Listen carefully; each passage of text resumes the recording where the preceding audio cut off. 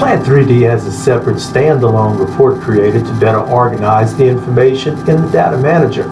So to be able to use it, since it is a standalone application, we're going to go ahead and have to launch it. It should have been installed with your Plant 3D suite. I'll go ahead, I have mine pinned to the taskbar. I'll go ahead and launch that, and you'll see this dialog box that comes up.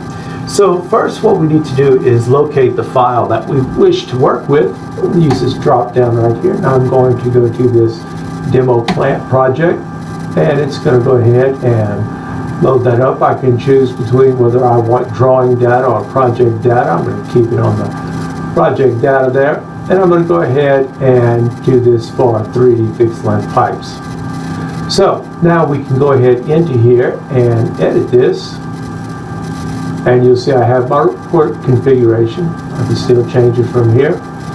And then I can pick, do I want one report per project, per drawing, per object, identify the target, and if I have an existing file, do I want to override it? We can pick the export file path here. You can go ahead and choose where you want that to go. Put yourself a new folder if you wish. Now, right now I have my target as a PDF file, but you have other choices as well. You can go HTML, MHT, text file, CSV, Excel, rich text, or image file.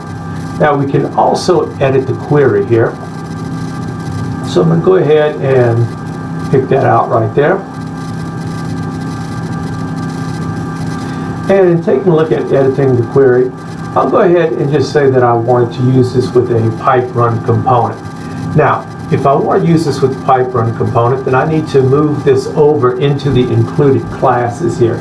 And I can add and take away from the included classes with this arrow right here. Okay? And then you can add particular fields if you wish. But I'm going to go ahead and test the query result. And you'll see what populates here whenever I test that query result. So that looks like a good result to me. I'm going to keep it as it is, and I'm going to go ahead and say OK. Got everything that I want here, and I will say OK. I can preview the file, and it'll go ahead and it'll generate. And you'll see I have a bill of material on fixed length pipe, and it tells me what my project is. And of course I can open this up to see more. And here we go. So if you are satisfied with the preview, then you can go ahead and use your print or export. And since I'd already selected that I wanted PDF files, that's already been created for me, and it has been exported out to the file location that I chose.